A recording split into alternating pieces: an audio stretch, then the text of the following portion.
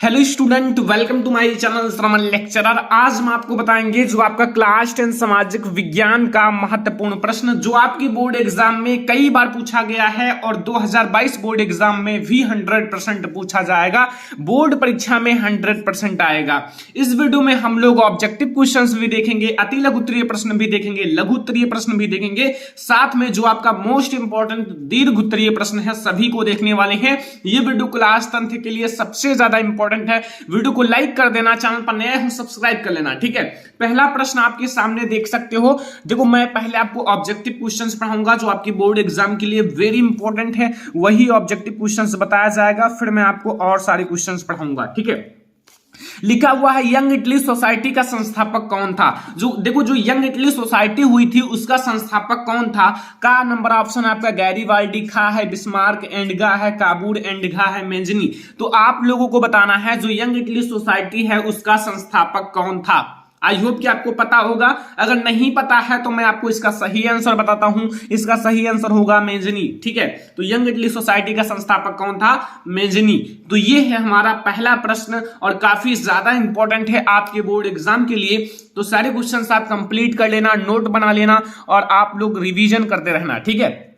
दूसरा प्रश्न है असहयोग आंदोलन का मुख्य कारण क्या था। जो असहयोग आंदोलन हुआ था उसका मुख्य कारण क्या था। का नंबर आपका ऑप्शन है रॉलेट एक्ट, खा है आपका खिलाफत आंदोलन, एंड गा है प्रथम विश्व युद्ध, एंड घा ऑप्शन है आपका द्वितीय विश्व युद्ध। तो आपको बताना है जो असहयोग आंदोलन है उसका जो मुख्य कारण था वो क्या था। तो उसका जो मुख्य कारण था वो था खिलाफत आंदोलन। क्या था? खिलाफत आंदोलन। तो जो असहयोग आंदोलन का मुख्य कारण था वो था खिलाफत आंदोलन। ओके, याद रखना, बहुत ज्यादा इंपॉर्टेंट क्वेश्चन है, सारे क्वेश्चंस आपको याद रखने हैं। तीसरा नंबर क्वेश्चन है पंजाब में भूमि निम्नीकरण का मुख्य कारण क्या है। जो पंजाब है एक भारत का अलग स्टेट है, यानी कि राज्य है, उसका आपको बताना है कि भूमि का निम्नीकरण का जो मुख्य कारण था वो क्या था। का है गहन खेती, खा है वन उन्मूलन, एंड गा है आपका अधिक सिंचाई, एंड घा है आपका अति पशुचारण। तो पंजाब में जो मेन यानी कि मेन रीजन है भूमि निम्नीकरण का वो है अधिक सिंचाई। अधिक सिंचाई के कारण बहुत ज्यादा भूमि का निम्नीकरण होता है। कहां? पंजाब में। याद हो गया, ये सारे क्वेश्चंस आपको याद हो गए। आई होप कि आपको याद रहेगा, आप लोग बोर्ड एग्जाम तक नहीं भूलोगे, ठीक है। अगर आप भूलते हो तो आप लोग नोट्स बना लो, उसका बार बार रिवीजन किया करो। सुबह अगर आप 10 मिनट 20 मिनट ही रिवीजन कर लोगे तो आपका पूरा रिवीजन हो जाएगा, ठीक है। अगला क्वेश्चन देखो, अगला है क्वेश्चन नंबर 4 कि निम्नलिखित में से कौन सी रबी की फसल है। यानी कि आपको यहां बताना है कि निम्नलिखित में से कौन सी रबी की फसल है। का ऑप्शन है आपका धान, एंड खा है आपका बाजरा, एंड गा है आपका गेहूं, एंड घा है आपका मक्का। तो अब आपको यहां बताना है कि जो इसमें से कौन सी रबी फसल है। तो इसमें से जो आपकी रबी फसल है वो है गेहूं। और अभी मैं आपको 4 खरीफ एंड 4 रबी फसलों का नाम बताऊंगा अभी आगे वाली क्वेश्चंस में। तो आप लोगों को सारी चीजें क्लियर हो जाएगा। चाहे आपसे रबी फसल पूछे चाहे खरीफ फसल पूछे, आप चुटकियों में बता सकते हो। तो ये है हमारा क्वेश्चन नंबर 4। आई होप कि आपको क्वेश्चन नंबर 4 तक समझ में आ गया होगा। अब हम लोग देखते हैं क्वेश्चन नंबर 5। क्वेश्चन नंबर 5 आप लोग देखो, क्वेश्चन नंबर 5 में क्या कह रहा है कि झारखंड में स्थित कोडरमा निम्नलिखित में से किस खनिज का अग्रणी उत्पादक है। जो झारखंड में स्थित कोडरमा है वो किस खनिज का अग्रणी उत्पादक माना जाता है। का ऑप्शन है आपका बैक्साइड, एंड खा है आपका उर्वरक, एंड गा है आपका लौह एस्क, एंड घा है आपका तांबा। तो अब आप लोग बताओ कि इसका कौन सा आंसर सही है। तो जो झारखंड में स्थित कोडरमा है वो आपका उर्वरक क्या है, उर्वरक जो आप लोगों का है 5वां नंबर क्वेश्चन में, कोडरमा जो है वो उर्वरक का अग्रणी उत्पादक माना जाता है, ठीक है। याद रखना, बहुत ज्यादा इंपॉर्टेंट क्वेश्चन है और आई होप कि आपको याद रहेगा। ये है हमारा क्वेश्चन नंबर 5। अब हम लोग देखेंगे जो आपका क्वेश्चन नंबर 6 है। इसमें कह रहा है जो संविधान है, संविधान में उल्लिखित 3 सूचियों में से निम्नलिखित में से कौन सा विशेष समवर्ती सूची में शामिल है। देखो, यहां जो 3 सूची है जो विशेष समवर्ती सूची में शामिल है या फिर कह सकते हो समवर्ती सूची में शामिल है, वो इन चारों में से कौन सा है। का है आपका शिक्षा, खा है आपका कृषि, एंड गा है आपका पुलिस, एंड घा है आपका रक्षा। तो आई होप कि आपको पता होगा, अगर नहीं पता हो तो इसका सही आंसर है शिक्षा। शिक्षा जो है आपका वो संविधान में उल्लिखित 3 सूचियों में से निम्नलिखित में से कौन सा विषय समवर्ती सूची है, तो ये आपका शिक्षा है। लास्ट नंबर आपका ऑब्जेक्टिव क्वेश्चन है। इतना अगर आप कंप्लीट कर लेते हो तो आपका कई सारे क्वेश्चंस बोर्ड एग्जाम में आ सकते हैं। निम्नलिखित में से उत्पादन का साधन है, उत्पादन का साधन है, का है आपका पूंजी, खा है आपका लाभ, गा है आपका सेवाएं एंड घा है आपका कर। तो इसमें जो पूंजी है, पूंजी एक उत्पादन का साधन है। ये जितना बताया गया है उतना आप ऑब्जेक्टिव क्वेश्चन याद कर लो। अभी हमारे पास लघु उत्तरीय, अति लघु उत्तरीय, दीर्घ उत्तरीय सारे प्रश्न हैं, तो सभी को मैं पढ़ाने वाला हूं, इसलिए आप लोग ध्यान से इन सारे को नोट्स कर लेना, और जो अभी मैं आगे पढ़ाने वाला हूं उसको भी नोट कर लेना, ठीक है। तो पहला जो हमारा अति लघुत्तरीय प्रश्न है वो आप लोग देखो। पहला अति लघुत्तरीय प्रश्न लिखा हुआ है, जर्मनी के एकीकरण में सबसे महत्वपूर्ण जो योगदान था वो किसका था। जैसे आपका एक जर्मनी का एकीकरण है, एक इटली का एकीकरण है, लेकिन आपको जर्मनी के एकीकरण में सबसे महत्वपूर्ण जो योगदान था वो किसका था। जर्मन राष्ट्र का प्रथम सम्राट कौन घोषित किया गया, इसका आंसर देना है। यह है आपका अति लघुत्तरीय प्रश्न जो आपकी बोर्ड एग्जाम में 2 मार्क का आता है। ध्यान से समझना, बहुत आसान तरीके से समझाऊंगा, आपको हमेशा याद रहेगा। लिखा हुआ है, जर्मनी के एकीकरण में जो ऑटो वन बिस्मार्क, इसको आप अंडरलाइन कर लेना, जो ऑटो वन बिस्मार्क है या फिर आप शॉर्टकट में कह सकते हो बिस्मार्क का सबसे महत्वपूर्ण योगदान था। जो ऑटो वन बिस्मार्क था उसका सबसे महत्वपूर्ण योगदान था, ठीक है। जर्मनी के एकीकरण की बात की जा रही है। और प्रसा के राजा, जो प्रसा के राजा थे विलियम प्रथम, पहले कौन थे, प्रसा के राजा थे, बट अब क्या हुआ कि जर्मन जो आपका प्रसा के राजा विलियम प्रथम को जर्मन राष्ट्र का प्रथम सम्राट घोषित किया गया। पहले तो वो प्रसा के राजा थे, फिर जब जर्मनी का एकीकरण हुआ तो जर्मन राष्ट्र का प्रथम सम्राट घोषित किया गया विलियम प्रथम को। याद आया कुछ तो? आई होप कि आपको समझ में आ गया होगा। और मैं आपको एक बार और समझा देता हूं। देखो, जर्मनी के एकीकरण में जो ऑटो वन बिस्मार्क था उसका सबसे महत्वपूर्ण योगदान था, ठीक है। और जो प्रसा के राजा थे विलियम प्रथम, अंडरलाइन कर लेना, विलियम प्रथम को जर्मन राष्ट्र का प्रथम सम्राट घोषित किया गया, ठीक है। याद है, कोई दिक्कत तो नहीं है? आई होप कि आपको ये याद हो गया होगा। अगला क्वेश्चन देखते हैं। अगला जो हमारा क्वेश्चन नंबर 2 है, इसमें कह रहा है गांधी जी ने अपनी पुस्तक हिंद स्वराज, क्या है इनकी पुस्तक, हिंद स्वराज में असहयोग आंदोलन के पक्ष में क्या तर्क दिया। गांधी जी का एक पुस्तक है जिसका नाम है हिंद स्वराज, मतलब वो असहयोग आंदोलन के पक्ष में कुछ तर्क दिए थे उन पुस्तक में, और वो क्या तर्क थे आपको बताना है। तो इसमें मैं आपको बताऊंगा कि वो कौन कौन से तर्क थे। बहुत आसान है वैसे, क्योंकि आपको पता है कि जो इंडिया है इस पर पहले अंग्रेजों का राज था, और इसी सबको हटाने के लिए, भारत को स्वतंत्र करने के लिए गांधी जी ने बहुत सारे आंदोलन भी चलाए, लड़ाई झगड़े भी हुए, ठीक है। यहां लिखा हुआ है, महात्मा गांधी जी ने अपनी पुस्तक हिंद स्वराज यानी कि 1909 की बात है में कहा था। क्या कहा था? बहुत आसान है, पहले आप ये याद रखना कि महात्मा गांधी जी ने अपनी पुस्तक हिंद स्वराज में 1909 ईस्वी में कहा था कि भारत में जो ब्रिटिश शासन है, भारत में ब्रिटिश शासन भारतीयों के सहयोग से ही स्थापित हुआ था। यानी कि भारत में जो ब्रिटिश का शासन था, ब्रिटिश लोग भारत में राज करते थे, वो भारतीय लोगों के कारण था, ठीक है। और यह शासन इसी सहयोग के कारण चल पा रहा है। अगर भारत के लोग अपना सहयोग वापस ले लें तो साल भर के भीतर जो ब्रिटिश शासन है वो ठह जाएगी और स्वराज की स्थापना हो जाएगी। मतलब कहना क्या है कि गांधी जी ने कहा था अगर यहां ब्रिटिश लोगों का शासन है तो वो भारतीय लोगों के कारण, क्योंकि भारत के कुछ ना कुछ लोग उनकी सहायता करते हैं उनको शासन यहां करने के लिए। अगर सभी भारतीय लोग एक तरफ हो जाएं तो ब्रिटिश शासन ओनली 1 साल के अंदर ही ठह जाएगी। ये काफी अच्छी बात है। अगर आपके घर में कोई आकर राज करता है तो आपके घर में क्या है, कोई उसका साथ देता है, तभी ये होता है, ठीक है, तो यही कारण है और बहुत आसान है और आई होप कि आपको ये भी क्वेश्चन समझ में आ गया होगा। वेरी इंपॉर्टेंट है, याद करके ही बोर्ड एग्जाम में जाना। ये सारे क्वेश्चंस आपके बोर्ड एग्जाम में आ सकते हैं। देखो मैं सारे क्वेश्चंस आपको पढ़ा रहा हूं, लगातार आप लोगों को अच्छे अच्छे वीडियोस दे रहा हूं, आप देखो उसको समझो, नोट्स बनाओ। जितना आप पढ़ लोगे ना, आज आप जितना पढ़ लोगे यही आपको आगे चलकर काम आएंगे, यही आपके बोर्ड एग्जाम के परसेंटेज को ज्यादा करेंगे, यही आपको आईएएस पीसीएस बनाएंगे, यही आपको अच्छे अच्छे पद पर ले जाएंगे, क्योंकि यही नॉलेज आप लोगों को बहुत आगे ले जाएगा। आज आप लोग कष्ट कर लो, पढ़ लो, क्योंकि आपके माता पिता का सपना होगा कि आप लोग भी कुछ बनकर दिखाओ। आपके अंदर भी अगर जज्बा है, ताकत है, तो पूरा मन लगा के पढ़ लो। अगर आप टॉपर बने तो फिर देखना आपका ही नाम होगा, ठीक है, आपका ही सिर उठेगा। देखो यहां लिखो प्रश्न नंबर 3, मैंने कहा था कि भारत की 4 रबी और 4 खरीफ फसलों के नाम बताइए। अभी मैंने जस्ट पढ़ाया था, एक मैंने बताया था, वो भी रबी फसल, और इसमें आपको 4 रबी और 4 खरीफ फसल बता देता हूं ताकि आप लोग हमेशा याद रखो, कभी भी आप भूलो मत। देखो भारत की, सबसे पहले आप ये याद रखना, एक तो आपको मैं बता दूं कि गेहूं और चावल में बच्चे गलती कर देते हैं।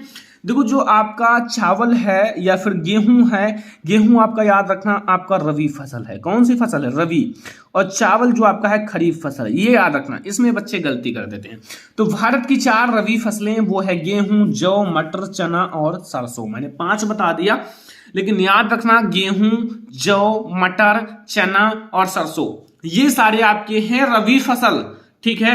और तथा खरीफ फसल है चावल, मक्का, ज्वार, मूंग और मूंगफली। देखो आप लोग खरीफ फसल में मूंग और मूंगफली याद रखना, और चावल तो याद ही रखना, क्योंकि गेहूं आपका रबी फसल है तो चावल आपका खरीफ फसल है, और खरीफ फसल में आप मूंग और मूंगफली याद रखना, और उसमें आप चना, मटर याद रखना, बस आपका हो जाएगा। ये है हमारा क्वेश्चन नंबर 3, और सारे क्वेश्चंस आपके बोर्ड एग्जाम के लिए वीवीआईएमपी हैं, बोर्ड एग्जाम में 100% पूछा जाएगा। ये हमारा है क्वेश्चन नंबर 3। अब हम लोग देखते हैं क्वेश्चन नंबर 4, जो आपका 4 मोस्ट इंपॉर्टेंट अति लघुत्तरीय प्रश्न है। लिखा हुआ है लोकतंत्र के लिए जातिवाद घातक है, इनके 2 कारण बताइए। जैसे जो आपका लोकतंत्र है उसके लिए जातिवाद कैसे घातक है, इसका कारण बताना है। देखो लोकतंत्र के लिए जातिवाद घातक है क्योंकि देखो पहला ही पॉइंट आपसे कह रहा है कि जातिवाद ने देश के विभिन्न जातियों समूहों में आपसी संघर्ष और टकराव को जन्म दिया है। जो जातिवाद है, जातिवाद देश के विभिन्न जाति हो या जातियों का समूह हो, आपसी संघर्ष और टकराव को जन्म दिया है, जो कि राष्ट्रीय एकता के लिए एक बड़ा खतरा है। देखो कुछ ऐसे होते हैं ना कि मतलब देखो जाति के कारण बहुत बड़े बड़े झगड़े हो जाते हैं, लड़ाई हो जाती है, एक देश से दूसरे देश में लड़ाई हो जाती है, तो जातिवाद बहुत ज्यादा घातक है, इसको रोकना चाहिए। दूसरा है जातिवाद के आधार पर आरक्षण की राजनीति ने भी भारतीय लोकतंत्र को बुरी तरह से प्रभावित किया है। देखो जातिवाद के आधार पर आरक्षण होता है, जो जितना नीच जात का होगा उनको उतना ज्यादा आरक्षण दिया जाएगा, ठीक है। अब आरक्षण इंपॉर्टेंट है क्योंकि भाई वो गरीब होते हैं कोई लोग, और गरीब भी होते हैं, जाति भी उनका काफी लो होता है, तो फिर उनको आरक्षण मिलना चाहिए ताकि उनके भी बच्चे पढ़ लिख कर नौकरी प्राप्त कर सके, क्योंकि उतना उनके पास पढ़ाने की ताकत नहीं होती, और अगर वो थोड़ा सा पढ़ा देंगे तो फिर थोड़ा आरक्षण मिलाकर आ सकते हैं, ठीक है। ये हमारा क्वेश्चन नंबर 5 है कि प्रति व्यक्ति आय से क्या तात्पर्य है। जो प्रति व्यक्ति आय होता है उसकी परिभाषा देनी है प्रति व्यक्ति आय का, ठीक है। तो इसका उत्तर देख लो कि किसी देश की कुल आय, जैसे किसी भी देश की कुल आय, ठीक है, को कुल उसकी जो जनसंख्या है, कुल जनसंख्या से भाग देने पर आय को औसत आय या फिर इसे प्रति व्यक्ति आय कहते हैं। जैसे जो आपकी पूरी जनसंख्या की जितनी आय है, जैसे उनकी जितनी आय है, कमाई है, अगर उसमें जितनी जनसंख्या है उसको भाग दे दिया जाए तो फिर आपको एक व्यक्तियों का आय मिल जाएगा, ठीक है। तो ये हमारा है क्या, जैसे देखो मैं एक एग्जांपल के साथ समझाता हूं। किसी देश की कुल आय, जैसे एक परिवार है, उसको देश ना मानो, समझो एक देश है, कुल आय उनकी आय है 1000 रुपये, और जनसंख्या है ओनली 100 जनसंख्या, 100 लोग हैं, ये है आपकी, देखो ये है आय, कुल आय, और ये है जनसंख्या, ठीक है। अब यहां से 1 0 1 0 1 0, यानी कि एक व्यक्तियों का आय 10 रुपए है, एक व्यक्ति का आय 10 रुपया, तो 100 व्यक्ति का आय 1000 रुपया। बस ऐसा ही तो आपको याद करना, एक व्यक्ति का आय 10 रुपया है, एक व्यक्ति 10 रुपये कमाते हैं, ठीक है। ये हमारा है क्वेश्चन नंबर 5। ये अगर आपको ये था अति लघु उत्तरीय प्रश्न, मैंने आपको 5 अति लघु उत्तरीय प्रश्न समझा दिया अति लघु, जो अगर आप याद कर लोगे तो 100% काफी अच्छा मार्क गेन कर सकते हो सोशल साइंस में। अब हमारा लघु उत्तरीय प्रश्न आ रहा है। लघु उत्तरीय प्रश्न का फर्स्ट नंबर क्वेश्चन, लघु उत्तरीय प्रश्न का फर्स्ट नंबर क्वेश्चन क्या कह रहा है कि जर्मनी एकीकरण की प्रक्रिया का संक्षेप में पता लगाएं। जो जर्मनी का एकीकरण हुआ था उनका आपको पता लगाना है, या फिर जर्मनी के एकीकरण पे आपको संक्षेप में वर्णन करना है, या फिर जर्मनी का एकीकरण कब और कैसे हुआ। सारी चीजें आपको पता चलेगा। जितना बड़ा लिखा है, अगर इतना बड़ा लिखोगे तो बोर्ड एग्जाम में 100% फुल मार्क पाओगे। लिखा है जो राष्ट्रवादी भावनाएं मध्य वर्गीय जर्मन लोगों में काफी व्याप्त थी। जो राष्ट्रवादी भावनाएं हैं मध्य वर्गीय जर्मन लोग जो थे उसमें काफी ज्यादा व्याप्त थी, और उन्होंने 1848 में जर्मन महासंघ के विभिन्न इलाकों को जोड़कर एक निर्वाचित संसद द्वारा शासित राष्ट्र राज्य बनाने का प्रयास किया था। ठीक है, जर्मन महासंघ के जो विभिन्न इलाके हैं उनको सबको जोड़कर एक निर्वाचित संसद द्वारा जो शासित राष्ट्र राज्य बनाने का प्रयास किया, और राजशाही और फौज की ताकत ने मिलकर दबा दिया। जो राजशाही हैं, राजशाही और फौज की ताकत ने इनको मिलकर दबा दिया। उसके बाद क्या हुआ, प्रशा के राष्ट्रीय एकीकरण के आंदोलन का नेतृत्व संभाल लिया। कौन संभाल लिया? प्रशा ने राष्ट्रीय एकीकरण के आंदोलन का नेतृत्व संभाल लिया। उसका जो मुख्यमंत्री था वो ऑटो वन बिस्मार्क था। कौन था? ऑटो वन बिस्मार्क था इसका मुख्यमंत्री। इस प्रक्रिया का जनक था। जो ऑटो वन बिस्मार्क था वो जर्मनी के एकीकरण का जनक था, सीधा कहा गया ना। और जिसने प्रशा की सेना और नौकरशाही की मदद ली, मतलब जो प्रशा की सेना थी लड़ने के लिए जो तैयार थे, और जो नौकरशाही हैं उनकी मदद ली। और 7 वर्ष के दौरान जो आपका ऑस्ट्रिया है, डेनमार्क है और फ्रांस से तीनों युद्धों में प्रशा की जीत हुई। तीनों युद्ध में इन सबकी हार हुई और प्रशा जीत गई, और एकीकरण की प्रक्रिया पूरी हुई। जैसे आप भाई जीत गए तो एकीकरण की प्रक्रिया पूरी हुई। और जर्मनी 1871 में हुए एक समारोह में प्रशा के राजा विलियम प्रथम को जर्मन राष्ट्र का प्रथम सम्राट घोषित किया गया, और 1871 में जर्मनी का एकीकरण हुआ। अगर आप इतना लिखोगे तो 100% आपको फुल मार्क मिलेगा। इसमें जितनी भी चीजें जर्मनी के एकीकरण के बारे में बताई गई हैं उतना आपको लिखना होगा, क्योंकि आपको लघु उत्तरीय प्रश्न में पूरा यानी कि फुल मार्क लेने के लिए थोड़ा सा बड़ा लिखना पड़ता है, मेहनत करना पड़ता है, तो फिर आपको फुल मार्क दे दिया जाएगा। और अगर आप इसमें सारे मेन पॉइंट हैं, अगर ऐसा लिख दोगे तो फिर आपको फुल मार्क मिल जाएगा। ऐसा आपको कोई नहीं पढ़ाएगा लिखकर। ठीक है, ये हमारा है पहला लघु उत्तरीय प्रश्न। दूसरा जो हमारा लघु उत्तरीय प्रश्न है यानी कि second number question, Jallianwala Bagh हत्याकांड पर एक संक्षिप्त टिप्पणी लिखिए। जो जलियांवाला बाग हत्याकांड है उस पर एक संक्षिप्त टिप्पणी लिखना है। ठीक है, तो देखो, जो रॉयलेट एक्ट के विरोध में पंजाब के अमृतसर के जिले की जनता अत्यंत क्रोधित थी। मतलब एक रॉयलेट एक्ट जो कि कानून था, आप लोगों को पढ़ाया गया है। रॉयलेट एक्ट के विरोध में जो पंजाब के अमृतसर जिले की जनता अत्यधिक या फिर अत्यंत क्रोधित थी। सैनिक शासन नियंत्रण जनरल डायर को दिया गया। मतलब जो सैनिकों का शासन करता था, सैनिक शासन जो नियंत्रण, सैनिकों का जो नियंत्रण करता था वो कौन था? General Dyer. 12 अप्रैल 1919 को नगर में सार्वजनिक सभा पर प्रतिबंध लगा दिया गया।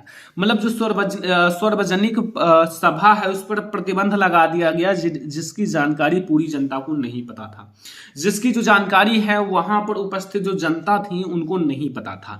ठीक है, और 13 अप्रैल को बैसाखी का त्योहार था। जो 13 अप्रैल को क्या था? बैसाखी का त्योहार था। इस दिन सरकार की नीति का विरोध करने के लिए जलियांवाला बाग में एक सार्वजनिक सभा का आयोजन किया गया।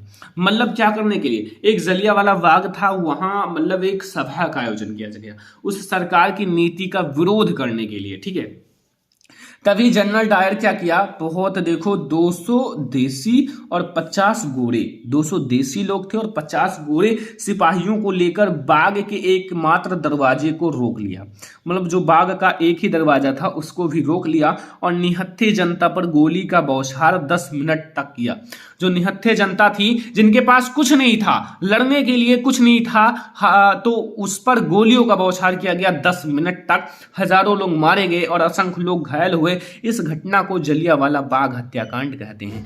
इसी घटना को जलियांवाला बाग हत्याकांड कहते हैं, जो कि बहुत ज्यादा खतरनाक हत्याकांड था। इसमें बहुत सारे सैनिक मारे गए, बहुत सारी जनता मारी गई, बहुत सारे लोग मारे गए और ये बहुत खतरनाक घटना था। ठीक है, तो ये है हमारा जो आपका जलियांवाला बाग हत्याकांड। जितना बड़ा बताया गया है इतना बड़ा आपको लिखना पड़ेगा, क्योंकि लघु उत्तरीय प्रश्न है भाई, और इतना बड़ा जब आप लिखोगे तो फिर आपको फुल मार्क दिया जाएगा। तो ये हमारा 2 लघु उत्तरीय प्रश्न है। आई होप कि दोनों लघु उत्तरीय प्रश्न आपको समझ में आ गया होगा। पहला हमारा जर्मनी का एकीकरण था और दूसरा हमारा जलियांवाला बाग हत्याकांड। दोनों बहुत ज्यादा इंपॉर्टेंट है, तो याद रखना। आई होप कि आपको याद भी रहेगा। फिर हम लोग दीर्घ उत्तरीय प्रश्नों को देखते हैं, जो आपके बोर्ड एग्जाम के लिए बहुत ज्यादा इंपॉर्टेंट है। देखो, जो हमारा दीर्घ उत्तरीय प्रश्न में हम लोग पहला प्रश्न देखेंगे कि 1789 की फ्रांसीसी क्रांति का फ्रांस व यूरोप पर क्या प्रभाव पड़ा। जो 1789 में फ्रांसीसी क्रांति हुई थी, उसका फ्रांस और यूरोप दोनों में बताना है क्या प्रभाव पड़ा। तो फिर आप लोग उत्तर देखो कि 1789 में फ्रांस में जो क्रांति हुई, उसके फ्रांस और यूरोप पर निम्नलिखित व्यापक प्रभाव पड़ा। मैं एक एक पॉइंट की तरह समझाता हूं। पहले हम लोग देखेंगे फ्रांस पर प्रभाव। फर्स्ट, लुई वंश के शासन का अंत हुआ। जो लुई वंश का शासन था उसका अंत हुआ और उसके स्थान पर लोकतांत्रिक शासन की स्थापना हुई, और उनके स्थान पर जो लोकतांत्रिक शासन है उनकी स्थापना हुई। ठीक है, लुई वंश बहुत ज्यादा खतरनाक शासन था। दूसरा, सरकार द्वारा लोक कल्याणकारी कार्य किए गए, जैसे आपका सड़क बनाना, पुल बनाना, नहरों, अस्पतालों, स्कूल आदि का निर्माण किया गया। देखो, सड़क बना दिया गया ताकि आने जाने में काफी आसानी हो, पुल का भी निर्माण किया गया, नहर भी बनाया गया, अस्पताल भी बनाया गया ताकि कोई भी बीमार हो तो उनको अस्पताल में ले जाकर ठीक कर लिया जाए, और स्कूल भी बनवाए गए ताकि स्कूल में बच्चे पढ़ लिख कर अपने फ्यूचर को बना सकें, आगे चलकर कुछ ना कुछ कर सकें। ठीक है, अगला तीसरा नंबर पॉइंट, न्याय। जो न्याय व्यवस्था का पुनर्गठन करके देश के लिए आपका जो नवीन कानून संहिता जो आपका, ठीक है, ये आपका नवीन है। ठीक है, नवीन कानून संहिता लागू की गई। ठीक है, ये हमारा तीसरा नंबर पॉइंट है। चौथा नंबर पॉइंट आपको समझना है कि फ्रेंच, जो आपका फ्रेंच भाषा को राष्ट्रभाषा, फ्रेंच तिरंगे को राष्ट्रीय तिरंगा घोषित किया गया। जो फ्रांस की भाषा थी उसे राष्ट्रभाषा और जो फ्रांस के तिरंगे थी उसे राष्ट्रीय तिरंगा घोषित किया गया। और हमारा चौथा यानी कि 5वां नंबर पॉइंट है आंतरिक आपका आयात और निर्यात शुल्क हटा दिए गए और साथ ही भार व नाप की एक समान व्यवस्था लागू की गई। जो भार व नाप की एक समान व्यवस्था लागू की गई जो सभी के लिए अच्छा था। ठीक है, तो ये हमारे 5 पॉइंट हैं जो कि फ्रांस पर प्रभाव पड़ा था। ये सारे फ्रांस पर प्रभाव हैं। अब हम लोग इसी में है यूरोप पर क्या प्रभाव पड़ा था। देखो, एक तो है फ्रांस पर क्या प्रभाव पड़ा, एक यूरोप पर। तो अब हम लोग यूरोप पर देखते हैं। तो यूरोप पर आप एक एक पॉइंट समझो। पहला, यूरोप में भी राष्ट्रवाद को मजबूती मिली और राष्ट्र राज्यों का उदय होने लगा। यूरोप में भी राष्ट्रवाद को मजबूती मिली और जो राष्ट्र राज्य हैं उनका उदय हुआ। सेकंड नंबर पॉइंट है कि लोकतांत्रिक सिद्धांत को विश्व आधार मिला तथा सरकार जनता द्वारा और जनता के लिए होनी चाहिए, इस विचार पर बल दिया गया। अगर सरकार है तो वो जनता के लिए होना चाहिए। ठीक है, अगर जनता चाहेगी वो सरकार को करना पड़ेगा, क्योंकि सरकार भी जनता से ही बनती है। ठीक है, तो इस पर भी आपका बल दिया गया। और तीसरा नंबर पॉइंट है यूरोप के अन्य राष्ट्र के लोग भी मानवीय अधिकारों की मांग करने लगे। ये है आपका फ्रांस और यूरोप दोनों पर प्रभाव भाई याद करना पड़ेगा। ये सारे आपके लॉन्ग क्वेश्चन हैं, तो लॉन्ग क्वेश्चंस के लिए आपको मेहनत जरूर करना पड़ेगा। ठीक है, लॉन्ग क्वेश्चंस हैं। अब आपका लास्ट नंबर हमारा जो लॉन्ग क्वेश्चन है वो आपको समझा देते हैं। ये देखो, हमारा लास्ट नंबर जो लॉन्ग क्वेश्चन है इसमें क्या है, इटली का एकीकरण बताया गया है। इटली का एकीकरण मैंने पॉइंट वाइज बताया है, बहुत सारे बच्चे को नहीं समझ में आता है इटली का एकीकरण। तो यहां देखो, आपसे पूछ रहा है इटली के एकीकरण पर प्रकाश डालिए। दूसरा है या फिर इटली के एकीकरण में महत्वपूर्ण भूमिका निभाने वाले 3 नेताओं का नाम। तो उत्तर देखो, 19वीं शताब्दी में इटली के एकीकरण की प्रक्रिया प्रारंभ हुई जो निम्न प्रकार की थी। पहला, इस समय इटली अनेक वंशानुगत राज्यों व बहुराष्ट्रीय हैबसबर्ग साम्राज्य में बिखरा हुआ था। ठीक है। और दूसरा पॉइंट है कि 1830 के दशक में जूसेपे मैत्सिनी ने इटली को एकीकृत करने के लिए सबसे ज्यादा प्रयास किया और उन्होंने या फिर उसने यंग इटली सोसाइटी की स्थापना की। चाहे आप मैत्सिनी को हो चाहे मेजनी को हो, कोई दिक्कत नहीं। ठीक है। तो इटली जो आपका यंग इटली नामक गुप्त संगठन स्थापित किया। तीसरा है सार्डिनिया या पीडमार्ट के प्रधानमंत्री काबूर ने इटली के राज्यों को संगठित करने के लिए प्रारंभ करने के लिए प्रयास किए या फिर प्रारंभ हुए और आंदोलन को नेतृत्व प्रदान किया और फ्रांस व सार्डिनिया पीडमार्ट के बीच एक आपका क्या है कूटनीति संधि की। चौथा नंबर पॉइंट है 1859 में सार्डिनिया पीडमार्ट ने ऑस्ट्रिया को पराजित किया। कौन? सार्डिनिया पीडमार्ट जो है वो ऑस्ट्रिया को पराजित किया और इस युद्ध में जो ज्यूसेप्पे गैरिबाल्डी, ठीक है, के नेतृत्व में अनेक सैनिक भी भाग लिए। और लास्ट नंबर इसमें पॉइंट है, अगर इतना पॉइंट लिख दोगे तो आपका एक भी नंबर नहीं कटेगा। इसमें क्या है देखो कि 1861 में विक्टर इमैनुअल द्वितीय को एकीकृत इटली का राजा घोषित किया गया और 1870 ईस्वी में यह आपकी एकीकरण पूर्ण हुई। 1870 ईस्वी में, ये 1870 में हुआ था। और आपका जो जर्मनी का एकीकरण है वो 1871 में हुआ था। याद रखना, 1871 में जर्मनी का और इटली का 1870 में। ये था आज का हमारा वीडियो जिसमें मैंने आपको लॉन्ग क्वेश्चन, ऑब्जेक्टिव क्वेश्चन सारे समझाए हैं और आई होप कि आपको हमारा मेहनत पसंद आया होगा। पसंद आया हो वीडियो को एक लाइक करना, चैनल पर नए हो सब्सक्राइब कर लेना, अपने फ्रेंड्स के साथ शेयर जरूर करना। ठीक है, हम लोग मिलेंगे किसी नेक्स्ट इंपॉर्टेंट वीडियो में, तब तक के लिए धन्यवाद।